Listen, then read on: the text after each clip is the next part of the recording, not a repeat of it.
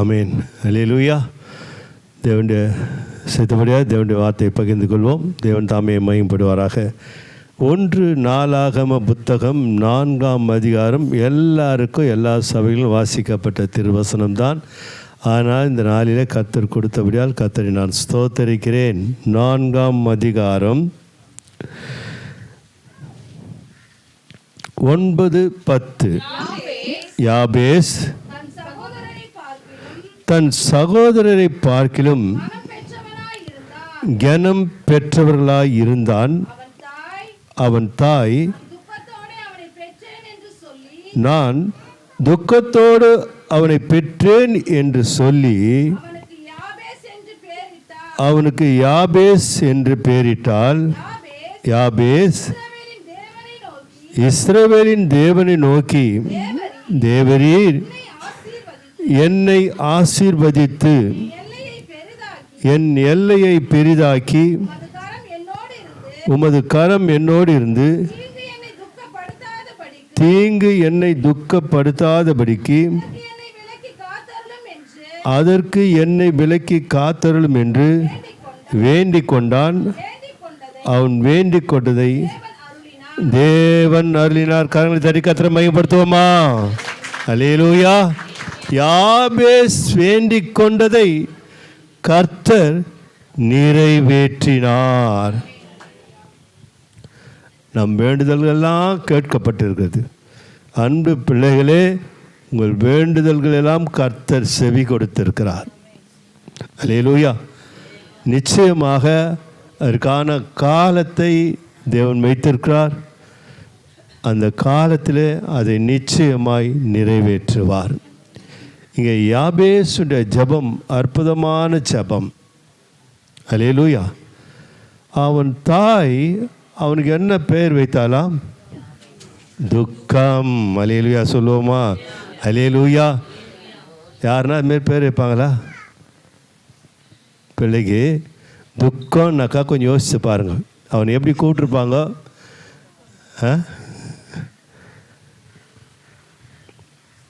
அல்லேலூயா. கூப்பிடுறது இருக்கட்டும், அவனுக்கு மனசு எப்படி வலிச்சிருக்கும்? சந்தோஷம் என்ன பண்ணல? சந்தோஷம் இங்கே வா, நீதிமான் இங்கே வா, நல்லவனே இங்கே வா, உத்தமனே இங்கே வானாக்கா கொஞ்சம் சிரிச்சுன்னு வரலாம். துக்கம் இங்கே வா அப்படின்னாக்கா அவன் மனசு எவ்வளோ துக்கப்பட்டிருக்கோம் கொஞ்சம் யோசிச்சு பாருங்க. அல்லேலூயா. அல்லேலூயா. அந்த துக்கம் அவனால் தாழ முடியல. சில பேர் துக்கம்னு கூட மாட்டாங்க போல அந்த நாளில். உன்னை துக்கம்னு கூப்பிட்டாலும் நாங்களே துக்கமாயிரும், அதனால் உன்னை துக்கம்னு கூட மாட்டேங்க, வான்னு கூப்பிட்டுருப்பாங்க போல. அது இன்னும் துக்கமாயிட்டு இருக்கும். அல்லேலூயா சொல்லுமா? தாய் தகப்பன் வைத்த தாய் வைத்த பெயர் துக்கம். யாபேஸ்னாக்கா நம்ம யாபேஸ்னா நமக்கு தெரியல, நல்லா ஸ்டைலான பேருன்ட்டு யாருன்னா பிள்ளைங்களுக்கு வச்சா விட கவலை இல்லை. அல்லேலூயா. பேரில் இல்லை. அல்லேலூயா. தேவனுக்கு முன்பாக இருக்கிற அழகில் தான் ஆசீர்வாதமே இருக்குது. பேர் எதுவாக இருந்தால் நமக்கு என்ன? பேருக்காக பரலோகம் இல்லை, உனக்காக தான் பரலோகமே. அல்லேலூயா. அல்லேலூயா. அதனால் அவனை அந்த தாய் துக்கத்துடனே பெற்றேன் என்று என்ன கவலை, என்ன குடும்ப பிரச்சனை தெரியல, அந்த சூழ்நிலை அந்த குழந்தையாக பிறந்த அவனுக்கு யாபேஸ்ன்னு பேர் வச்சுட்டாங்க. அந்த யாபேஸ்னால் துக்கம். அல்லேலூயா. அல்லேலூயா.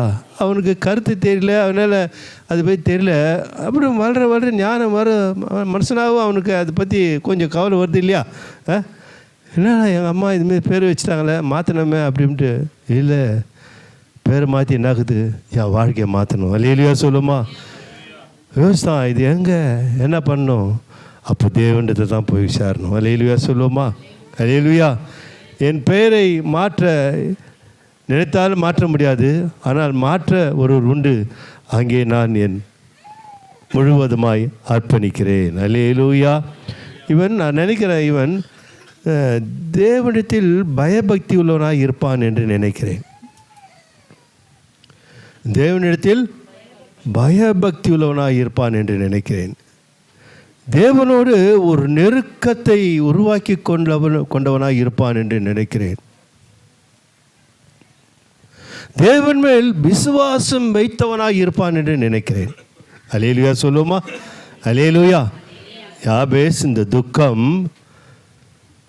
தேவனோடு ஒரு நெருக்கத்தை அவன் உருவாக்கி கொண்டான் வாழ்க்கையில். கர்த்தர் ஸ்தோத்திரம். தேவன் மேல் ஒரு நம்பிக்கை, என் ஜெபத்தை ஆண்டவர் கேட்பார், என் ஜெபத்திற்கு நிச்சயமாக பதில் வரும் என்ற அந்த நம்பிக்கை, அந்த நம்பிக்கை தான் இங்கே வேதம் சொல்கிறது. தேவன் அவன் ஜெபத்தை, அவன் வேண்டுதலை, அவன் விண்ணப்பத்தை, அவன் மன்றாட்டை பரலோகம் கேட்டு ஆசீர்வாதத்தை கொடுத்தது. அல்லேலூயா, அல்லேலூயா. நான் வாசிக்கிறேன், கவனிங்கள். யாபேஸ் இஸ்ரவேலின் தேவனை நோக்கி, தேவரீர் என்னை ஆசீர்வதித்து, அல்லேலூயா சொல்லுவோமா? உரிமை பாருங்க, இந்த 3 காரியம் அவனிடத்தில் இருக்குது. இந்த 3 காரியமும் எது? பயபக்திக்குரிய ஒரு வாழ்க்கை, நெருக்கமான ஒரு வாழ்க்கை, நம்பிக்கையுள்ள ஒரு வாழ்க்கை. அது அதிகாரம் எடுக்கிறது. தேவ சமூகத்தில் கேட்கிற தகப்பன் பிள்ளை என்ற உறவுண்டே உரிமையோடு, ஒரு தகப்பனத்தில் ஒரு மகள் உரிமையோடு கேட்கிற அதிகாரம் இருக்குது. வித்யா கவனிக்கணும் இதெல்லாம். ஒரு தகப்பனில் ஒரு மகன் கேட்கிற அதிகாரம் இருக்குது பாரு, உரிமை. அது அந்த உரிமை சொல்கிற என் ஆசீர்வதியும். அல்லேலூயா. என்ன அற்புதமான ஜெபம் இது! என்னை ஆசீர்வதித்து, கர்த்தர் கவனிங்கள், என் எல்லையை பெரிதாக்கும், எல்லையை பெரிதாக்கி உமது கரம் என்னோடு இருக்கணும் ஆண்டவரேன்றான்.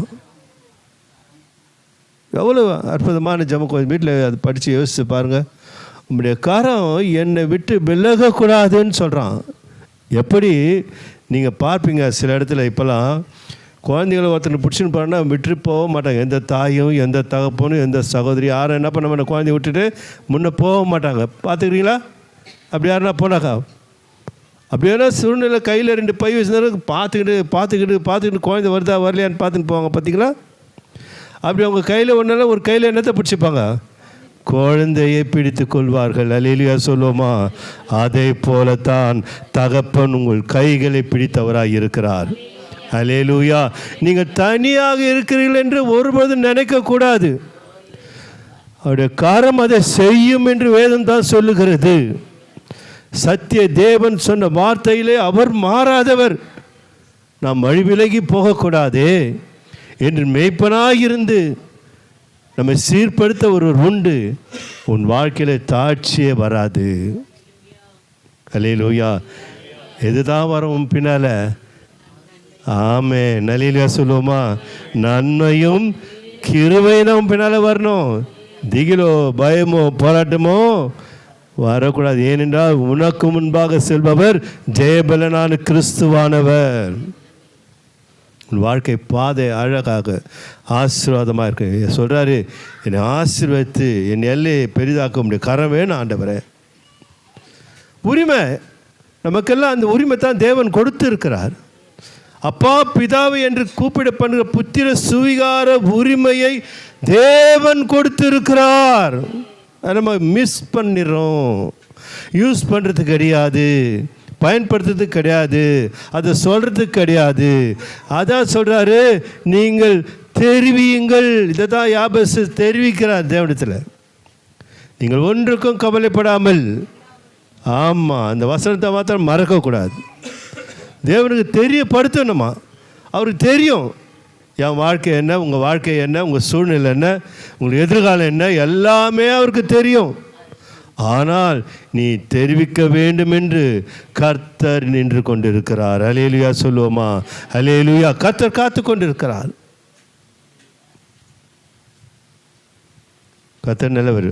அடுத்தது சொல்லுது பாருங்க, கவனிங்க. கர்த்தர் ஸ்தோத்திரம்.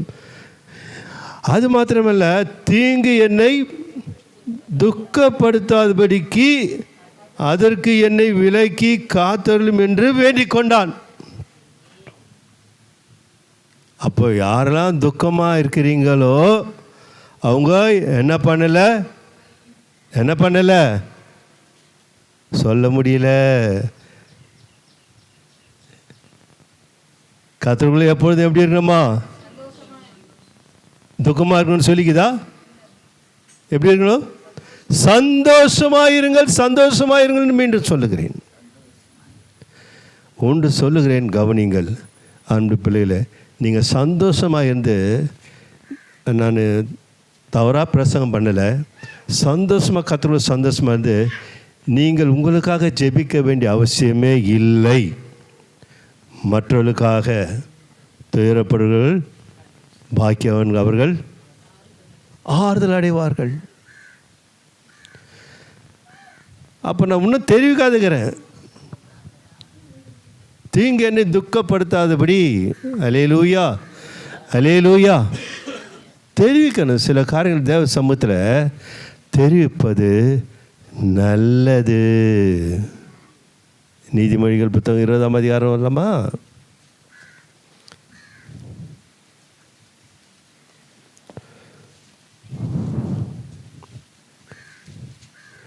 பதிமூன்றா? அல்லேலூயா, கரெக்ட். தூக்கத்தை விரும்பாதே, விரும்பினால் என்ன ஆயிடுவாங்களா? ஏழை ஆகிடுவாங்கன்னு சொல்லுதா? தூங்கினாக ஏழை ஆகிடுவீங்களா? அப்போ தூங்குறவங்களா ஏழை ஆக்குறாங்களா? என்னது? கதை சோத்து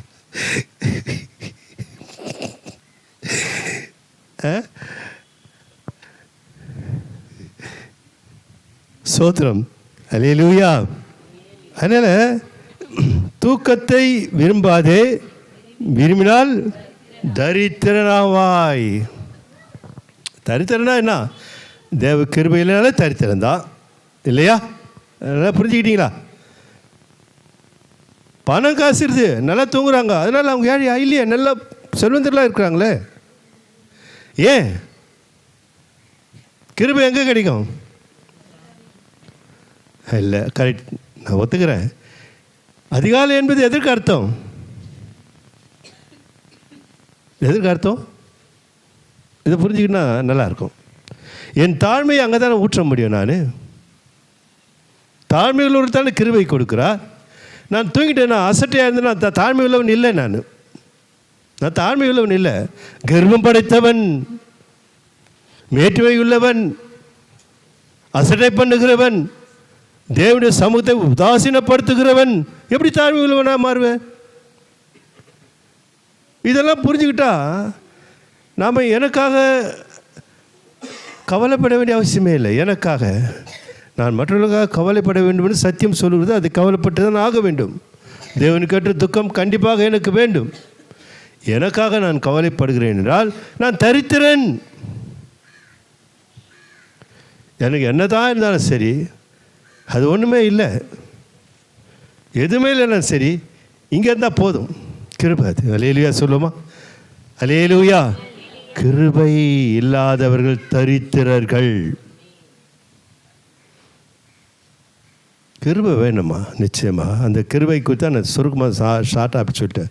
தாழ்மை உள்ளவர்களுக்கு கர்த்தர். தாழ்மை யாரெல்லாம்? இப்போ எழுந்துக்கணுமா? வேலையில் எஜமாங்கிட்ட சொல்லி பாருங்கள், கொஞ்சம் நான் கரெக்டாக 9 மணி வரணுமா சொல்லுங்களேன். கேட் பாஸ் கொடுத்து அமிச்சோம், போமா.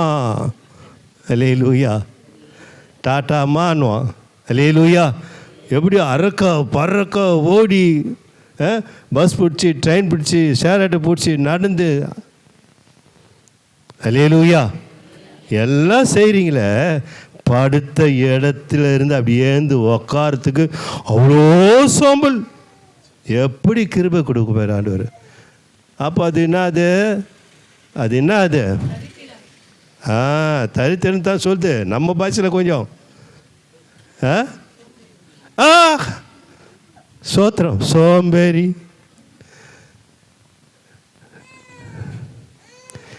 சோம்பேறி எடுத்தால், வசனம் எடுத்தால் இன்னும் நிறைய பிரசங்கம் ஓடும். வேண்டாம். கர்த்தர் சோத்திரம். அல்லேலூயா. நான் இன்றைக்கி தீர்மானம் எடுக்கணும்னு மனசில் நினச்சிக்குங்க. நான் இப்போ சொல்லப்பட்ட பிரகாரமாக சோம்பேறி இல்லை, நான் எறும்பை போல சுறுசுறுப்பாக இருக்கிறேன். அல்லேலூயா, அல்லேலூயா. பாருங்கள் அன்பான தேவனுடைய பிள்ளையில, இந்த வசனத்தை முடிக்கலாம் இருங்க. தூக்கத்தை விரும்பாதே, விரும்பினால் தரித்திரனாவாய். கண் விழித்திரு, அப்பொழுது ஆகாரத்தினால் திருப்தியாவாய். அல்லேலூயா சொல்லுவோமா? திருப்தியாக இருக்கணும் வாழ்க்கைனாக்கா. முதலீடு செய்யுங்க, பிஸ்னஸ் நல்லா இருக்கும். எது முதலீடு? அல்லேலூயா. எஜமான் இல்லையா அவரு? உங்கள் தூக்கத்தை கொஞ்சம் தேவனுக்காக இழந்து போங்க. இழந்தால் பெற்றுக்கொள்வீர்கள். அதை தான் வாரன்னு சொல்வேன். ஜீவனை பார்க்கிலும் 63:3 வாசிக்கலாம். 63 சங்கீதம் 63:3. ஜீவனை பார்க்கிலும். அதெல்லாம் இல்லை ஆண்டவரே, இந்த வாசனை எனக்கு ஒத்து போகாது. எனக்கு இதெல்லாம் நீங்கள் சொல்கிறீங்க கரெக்ட், ஓகே, நான் கேட்குறேன். அல்லேலூயா, நான் கேட்குறேன். ஆனாக்கா என் தூக்கம்தான் முக்கியம். அல்லேலூயா சொல்லுவோமா? தூக்கத்தை விரும்பினா துக்கம் வரும். நல்லா புரிஞ்சுக்கணும் இதெல்லாம். ஆனால் யாபேஸ் சொல்கிறாரு, என் துக்கம் என்னை, தீங்கு என்னை துக்கப்படுத்தக்கூடாது. அப்போது தீமைகள் நம்ம வாழ்க்கையில் வருது என்றால் அதுதான் நம்ம துக்கப்படுத்துகிறது, சுருங்கி குறுகி போக வைக்கிறது, கூனி முகம் அற்று போய் சமாதானம் இல்லாமல் வாழ்க்கையில் நாம் வெட்கத்தை விடுத்தும்படியான காலத்தை உருவாக்கி விடுவது தூக்கம்தான். அல்லேலூயா சொல்லுவோமா? அல்லேலூயா. நான் உண்மையாகவே சொல்கிறேன், இப்பொழுதும் ஒன்றுமே தெரியாது, ரட்சிக்கப்பட்டேன். அன்றைக்கி தொடங்கின ஓட்டம் இன்னி வரைக்கும் தேவ கிருபையினாலே ஓடிக்கொண்டே இருக்கிறேன். அல்லேலூயா, அல்லேலூயா. தேவன் அறிவார். கர்த்தர் ஸ்தோத்திரம். அல்லேலூயா. சில வேளை 12 மணி தாண்டிட்டாங்க முழங்கால் படித்தாவும் பண்ணுறது உண்டு. அது என்னைக்குன்னா ஒரு நாளைக்கு நடக்கும், அடிக்கடி நடக்காது. கர்த்தர் ஸ்தோத்திரம். அல்லேலூயா. சூழ்நிலை அப்படி. அந்த டைம் லேட்டாக வந்துட்டுனாக்கா காலையில் எழுந்துக்க மாட்டோமோ தெரியாது நம்மளால். அதனால் அந்த டைமில் அப்படி 12 மணி அந்த நாளுக்குரிய காரியத்தை நான் செய்து தேவ சமூகத்தில் தாழ்த்துவேன். அதனால் விடியல் காலையில் 6 மணிக்கு திருப்பி அந்த ஜபத்தை தொடங்குவேன். ஏன்னா 4 மணி எப்போவும் என் காலங்கள் உண்டு. அதனால் அது தவறி எப்போது வருஷத்துக்கு ஒரு முறை இந்த மாதிரி நடக்கிறதும் உண்டு. கர்த்தர் அறிவார். அல்லேலூயா. அதனால் அன்பான தேவனுடைய பிள்ளைகளை விழித்திருக்க வேண்டும். நீங்கள் விழித்திருந்தால் சத்ரு உங்களை என்ன பண்ண முடியாது, நெருங்காது. அதான் ஆண்டவர் சொல்கிறார். நீங்கள் கண்களை பாருங்களேன். அடுத்த முந்தின வசனத்தை பார்க்குறேன் பாருங்கள். 11ஆம் வசனத்தை வாசிக்கலாமா? பிள்ளையானாலும் அதன் செய்கை சுத்தமோ செம்மையோ என்பது அதன் நடக்கையினால் விளங்கும். அல்லேலூயா. யார் நம்மளை குறித்து வேதம். இப்போது இந்த வேதத்தில் படிக்க தான் இந்த வேதம் என்னை எப்படி தெரிஞ்சுக்கிச்சு, நான் யாருன்றது இந்த வேதத்தை படிக்க தான் நான் கற்றுக்கொண்டேன். அல்லேலூயா. என்னை கற்க வைத்தது இந்த வேத புத்தகம். படித்தவர்களாக இருந்தாலும் சரி, பிரசங்கத்தை கேட்பவர்களாக இருந்தாலும் சரி, நம்மை நாமே சீர்படுத்தி கொள்ளத்தான் இந்த வேத புத்தகத்தை தேவன் நமக்கு கொடுத்திருக்கிறார். இதை கேட்டும் கண்டும் இருப்பேன் என்றால் என் செய்கை சரியில்லை. அல்லேலூயா. என் செய்கைகள் 11 வசனம் மீண்டும் வாசிக்கலாமா? கவனிங்கள். பிள்ளையானாலும் அதன் செய்கை சுத்தமோ செம்மையோ என்பது அதன் நடக்கையினால் விளங்கும். ஒரு மனுஷன் தேவ சமூகத்தில் காத்திருக்கிறார், ஒரு விசுவாசினாக்கா அவங்க நடக்கை அழகாக இருக்குமா. கர்த்தர் சொல்றார். அடுத்த வசனத்தை வாசிக்கலாம். கேட்கிற காதும் காண்கிற கண்ணும் ஆகிய இவரையும் கர்த்தர் உண்டாக்கினார். அல்லேலூயா. கேட்பதற்கு செவியையும் காண்பதற்கு கண்களையும் கர்த்தர் கொடுத்திருக்கிறார். கேட்கிறதும் கிடையாது, பைபிள் படிக்கிறதும் கிடையாது. அல்லேலூயா சொல்லுவோமா? அல்லேலூயா. ரெண்டுமே செய்கிறது கிடையாது. தேவ சமூகத்தில் பாருங்கள், சங்கீத புத்தகம் 67 நம்ம வாசிக்கிறோம்.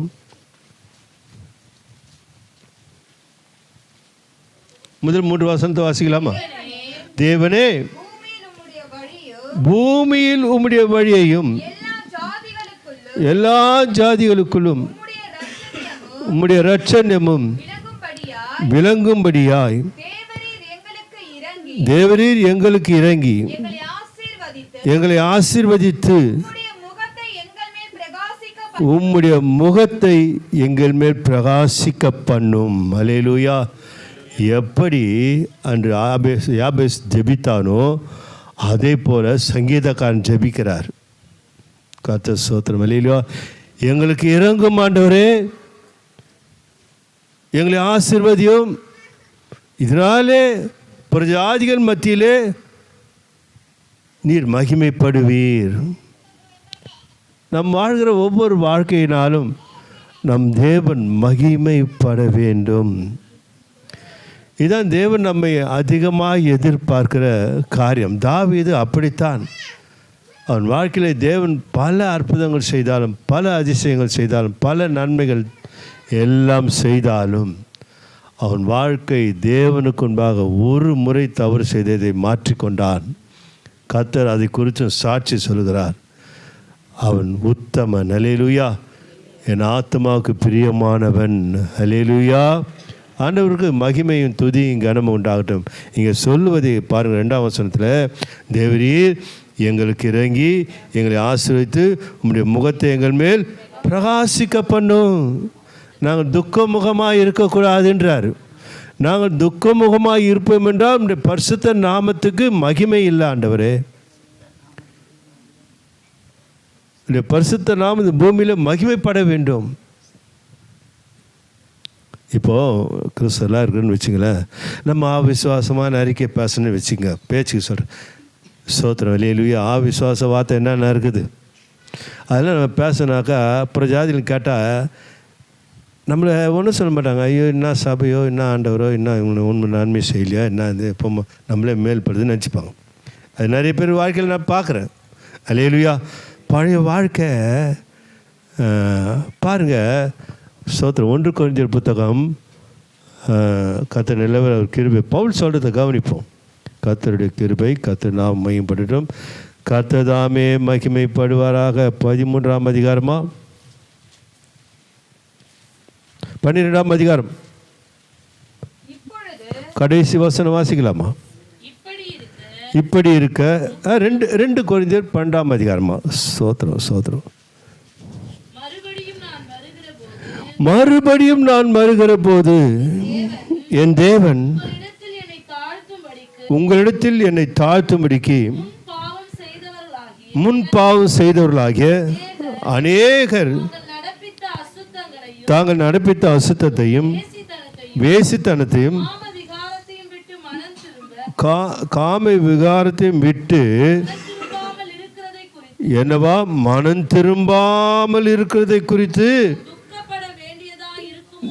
நான் துக்கப்பட வேண்டியதாக இருக்குமோ என்றும் பயந்திருக்கிறேன். அல்லேலூயா. பாருங்க, நம்ம எதற்கோ பயப்படுறோம். ஸ்தோத்திரம். அல்லேலூயா. நல்லா கவனிச்சா உண்மையான கிறிஸ்தவ வாழ்க்கை சிறந்த ஒரு வாழ்க்கை. பார்க்குறாரு அங்கே கொரிந்தியர் புத்தகத்தில் எழுதுகிற வாசனத்தை அவர் பார்க்குறாரு. முன் பாவம் செய்தவர்களாகிய அநேகர் தங்கள் நடப்பித்த பாவங்களிலே இருந்து இன்னும் மீளவில்லை. அவர்கள் என்னென்ன அந்த வாழ்க்கையில் செய்தார்களோ அந்த பாவத்தை இன்னும் அவர்கள் மறக்கலை, பாவத்திலிருந்து வெளியே வரலை. அந்த பாவ வாழ்க்கையிலே சிக்கி அவர்கள் பாவத்தில் இருக்கிறார்கள். அவர்களுக்காக நான் துக்கப்படுகிறேன். அல்லேலூயா சொல்லுவோமா? அதான் ஏற்கனவே சொல்லியிருக்கேன் நான். அந்த துக்கப்படுகிற இந்த மாதிரி யாருன்னா துக்கப்பட்டால் மற்றவர்கள் தவறுகிறார்களே என்று நல்லா கவனிக்கணும். மற்றவர்கள் தவறுகிறார்கள் என்று நான் துக்கப்படுகிறேன் என்றால் நான் எப்படி பாவம் செய்ய முடியும்? நான் எப்படி மீற முடியும்? நான் அவர்கள் செய்கிற அநியாயத்திற்கு அக்கிரமத்திற்கு நான் கவலைப்படுகிறேன் என்றால் நான் எப்படி பாவம் செய்ய முடியும், அநியாயம் செய்ய முடியும், அக்கிரமம் செய்ய முடியும்? இது நமக்கு உதாரணமாய் கொடுக்கப்பட்ட திருவசனம். இது பயந்து இருக்கிறாராம் பவுல். துக்கம் நமக்கு சொல்கிறாரு, ஹாபேஸ் சொல்கிறாரு, தீங்கு என்னை துக்கப்படுத்தாதபடி என்னை விலக்கி என்ன பண்ண கொள்ளுங்க, காத்து கொள்ளும். ஆண்டவர் ஜபத்தை கேட்டார். வேண்டுதல் கேட்டு அவன் என்னென்ன கேட்டானோ அதையெல்லாம் கர்த்தர் செய்தார். அல்லேலூயா, அல்லேலூயா. அதுதான் சங்கீதக்காரர் சொல்கிறாரு. 64:10 நம்ம வருவோம் என்றால், நீதிமான்கள் யாருக்குள்ள மகிழ்ச்சியாக இருப்பாங்க? ஆமாம், அல்லேலூயா சொல்லுவோமா? நான் சொல்லுவேன், நிச்சயமாக கர்த்தருடைய கிருபையினால் சொல்கிறேன், கர்த்தருக்குள்ளே எப்பவும் மகிழ்ச்சியாக இருங்க. மகிழ்ச்சியாக இருக்கனாக்கா எனக்கு எதிர்ப்பே இல்லையா, போராட்டமே இல்லையா, பலவீனமே இல்லையா, வருத்தமே இல்லையா? இவருக்குன்னா ஒன்றுமே இல்லை, வருத்தம் இல்லை, எதிர்ப்பு இல்லை, போராட்டம் இல்லை, குமுறல்கள் இல்லை, பலவீனம் இல்லை. இவர் சொல்லுவார் மகிழ்ச்சியாக இருப்பான். இல்லை, கர்த்தர் சமூகத்தில் நிற்கிறேன், உண்மையை சொல்கிறேன், என்னை சுற்றி பல பிரச்சனைகள் இருக்கிறது, என் சரீரத்தில் கூட ஒரு முல்லை கர்த்தர் வைத்திருக்கிறார். அல்லேலூயா. நான் கவலைப்படுவதே இல்லை. உண்மை இதுதான். அதுதான் மருத்துவம். சந்தோஷம்தான் மருத்துவம்னு அடிக்கடி சொல்லியிருக்கிறேன். சந்தோஷம்தான் சமாதானத்தை தரும்.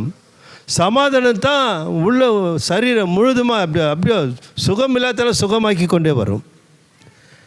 நான் முன்பாகவே என் சரீரத்தில் ஒரு 6 மாதம் வந்து ஏதாவது என்னை அலைக்கழித்து கொண்டே இருக்கும். கர்த்தர் அறிவார். நான் பாசமாக கூட சொல்ல மாட்டேன். மனைவி தானே, ஒரே சரீரம் தானே, சொல்லணும் இல்லையா? சொல்ல மாட்டேன். அல்லேலூயா.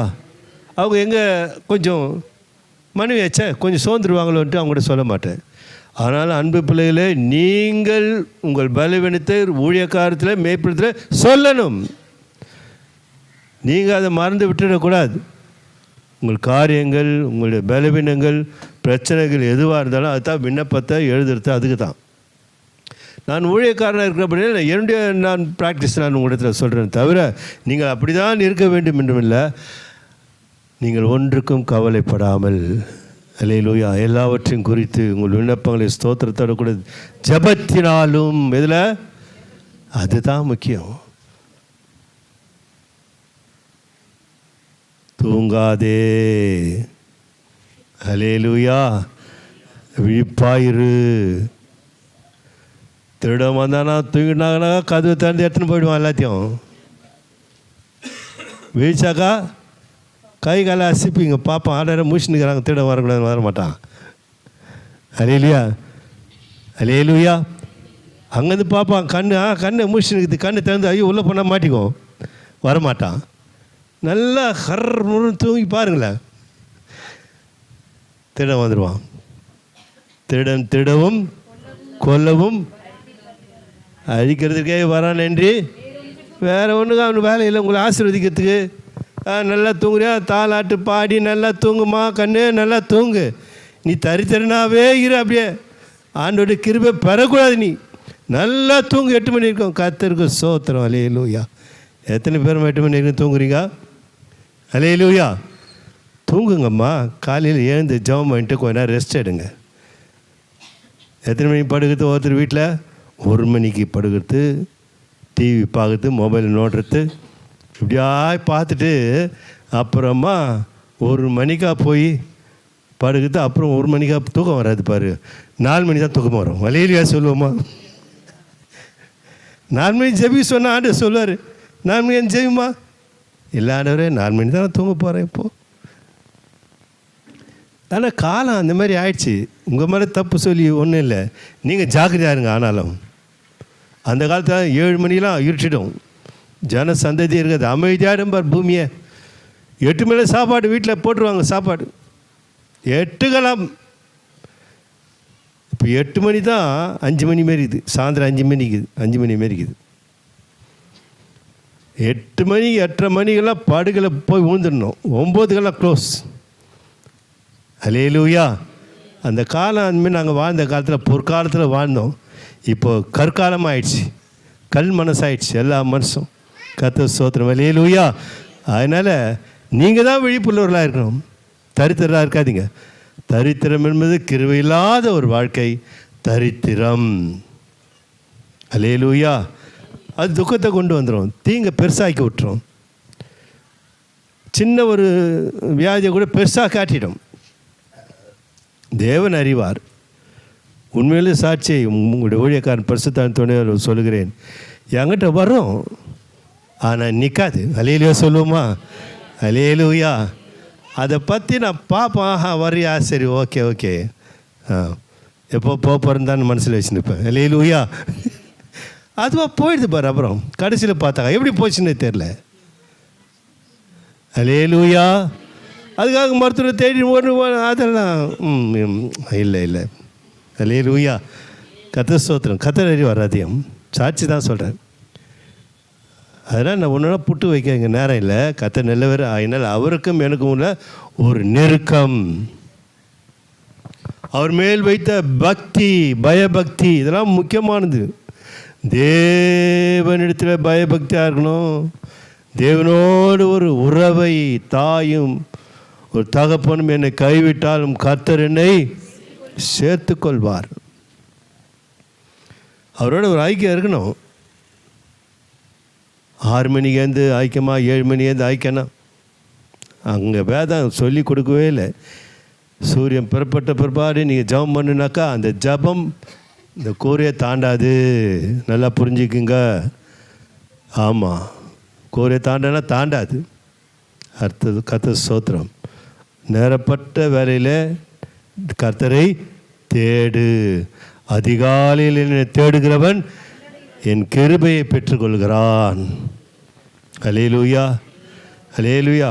அந்தி சந்தி மத்தியான வேலை. தாவீது அப்படி தான் ஜெபித்தான். அந்தினா மாலை, சந்தினா பூமியும் சூரியனும் சந்திக்கிற நேரம், மதியம் நடுப்பகல், 3 வேளையும் தாவீது தொழுது கொண்டான் கர்த்தரை. அதுதான் அவனு ஒன்றுமே யாரும் என்ன பண்ண முடியல.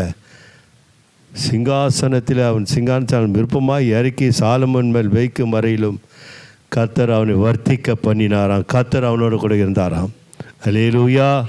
அல்லேலூயா. உங்களோட கர்த்தர் இருக்கணும். ஒரு தகப்பனும் ஒரு மகனும், ஒரு தகப்பனும் ஒரு மகனும் என்ற ஒரு உறவை நீங்கள் புதுப்பித்துக் கொள்ளுங்கள் ஒவ்வொரு நாளும். கர்த்தர் ஸ்தோத்திரம். அல்லேலூயா. அடுத்த நாள் வாசிக்கலாமா? அடுத்த நாள் 10 கவனிங்க அன்பான தேவனுடைய பிள்ளைகளே. நீதிமான் கர்த்தருக்குள் மகிழ்ந்து அவரை நம்புவான். செம்மையான இருதயம் உள்ளவர்கள் யாவரும் மேன்மை பாராட்டுவார்கள். அல்லேலூயா. அல்லேலூயா. நீதிமான் கர்த்தருக்குள்ள எப்படி இருப்பானா? மகிழ்ச்சியாக இருக்கணும். நீங்கள் மகிழ்ச்சியாக இருந்து பாருங்கள். நான் இப்போ தீர்க்கதரிசனமாக சொல்கிறேன், நீங்கள் சந்தோஷமாக இருந்து பாருங்கள், உங்களை எதுவுமே துக்கப்படுத்தாது. அல்லேலூயா. உண்மைதான், கர்த்தருடைய வார்த்தை தானே இது. கர்த்தருக்குள்ள எப்படி இருக்கணுமா? சந்தோஷமாயிருங்கள். உலகத்தில் நமக்கு எல்லாமே இருக்குது, ஆனாலும் சந்தோஷமாக இருந்தால் சொல்கிறார் ஆண்டவர். துக்கமுகமாக இருந்த ஆபேஸ் ஆண்டவர் சமூகத்தில் போய் விழுகிறாரு. ஆண்டவரே, தீங்கு என்ன பண்ணக்கூடாது, துக்கப்படுத்தாது போல உங்களுடைய கரம் என்னோடு இருக்கணும். அந்த உரிமை ஒரு தகப்பன் இடத்துல கேட்கிற உரிமை எதனால் வருகிறது என்றால், அல்லேலூயா, கர்த்தர் ஸ்தோத்திரம், கர்த்தர் நாமம் படட்டும். அந்த அன்பான தேவனுடைய பிள்ளைகளே, சங்கீதங்கள் வாசித்த பிரகாரமாய் நீதிமான் கர்த்தருக்குள் மகிழ்ந்து அவரை நம்புவான். செம்மையான இருதயம் உள்ளவர்கள் யாவரும் மேன்மை பாராட்டுவார்கள். நான் சொல்லுகிற ஒவ்வொரு சாட்சியம் உங்களை கனவீனப்படுத்தலை, நீங்கள் கனமுள்ளவர்களாய் மாறும்படியாகத்தான் பிரசங்கம். யாரையோ நான் துக்கப்படுத்த நான் பேச எனக்கு விருப்பமில்லை. அல்லேலூயா, அல்லேலூயா. கர்த்தர் நல்லவர், அவர் கிருபை என்றும் உள்ளது. அவரிடத்தில் அதான் சொல்லப்படுது. கர்த்தர் ஸ்தோத்திரம். இயேசு கிறிஸ்துவின் ரத்தம் ஜெயம். அல்லேலூயா. கிருபை, கிருபை, கிருபை. கர்த்தருக்குள்ளே எப்பொழுதும் எப்பொழுதும் எப்பொழுதும், திருப்பி சொல்லுமா, எப்பொழுதும். நீங்கள் சொல்லுங்கள், எப்பொழுதும் எப்பொழுதும் எப்பொழுதும் சந்தோஷமாயிருங்கள்.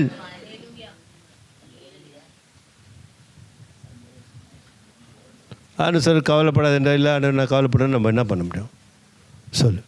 அவர் சார் நீ கவலைப்படாதுன்றாரு. இப்போ டாக்டரு மாத்திரை மருந்து எல்லாம் கொடுக்குறாரு. கொடுத்து என்ன பண்ணுறது, சாப்பிடுமான சாப்பிட்லான்னு யார் தப்பு? சாப்பிட்டா தானே.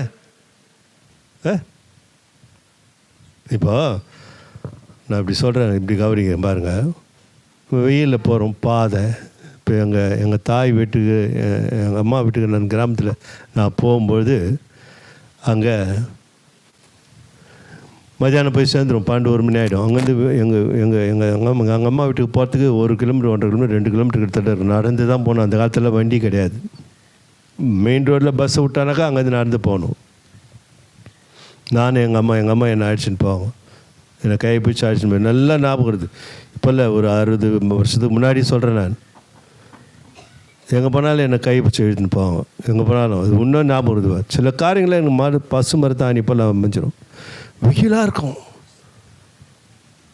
அந்த லாஸ்ட்டு ஒரு டர்னில் ஒரு புளிய மரம் ஒன்று இருக்கும் பாருங்கள்.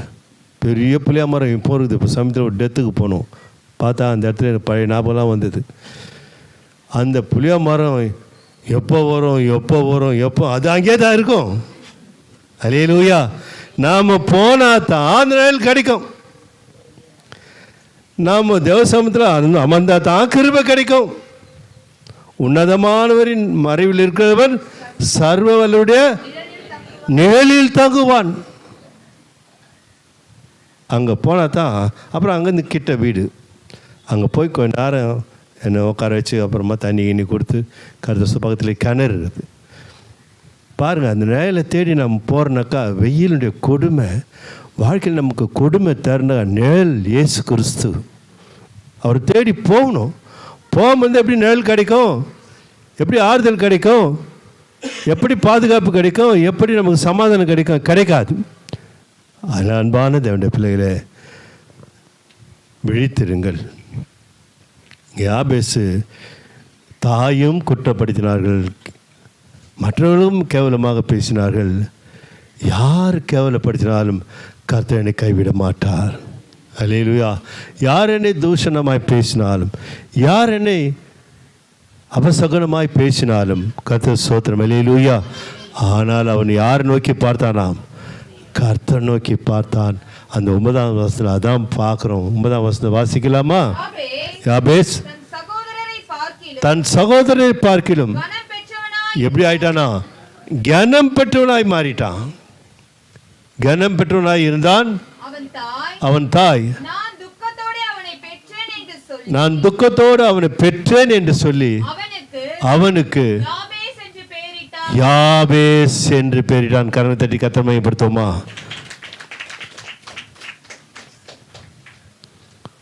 எதுக்கு கை தட்டினப்போ?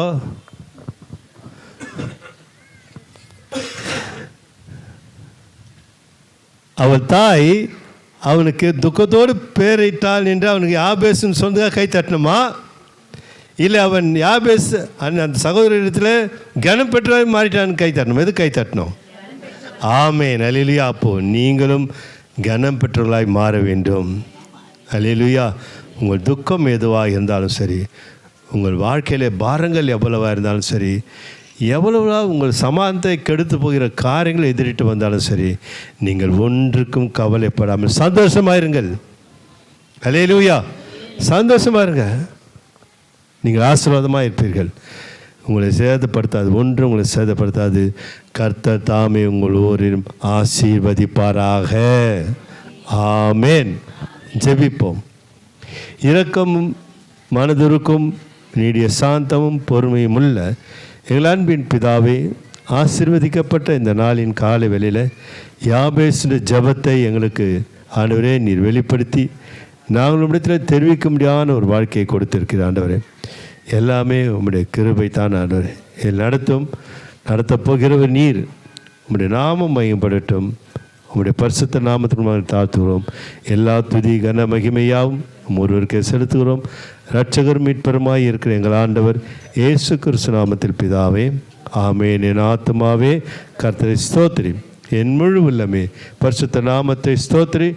என் ஆத்துமாவே கர்த்தரை ஸ்தோத்திரி, அவர் செய்த சகல உபகாரங்களை மறவாதே. ஆமேன், ஆமேன், ஆமேன். அல்லேலூயா. ஆமாம்.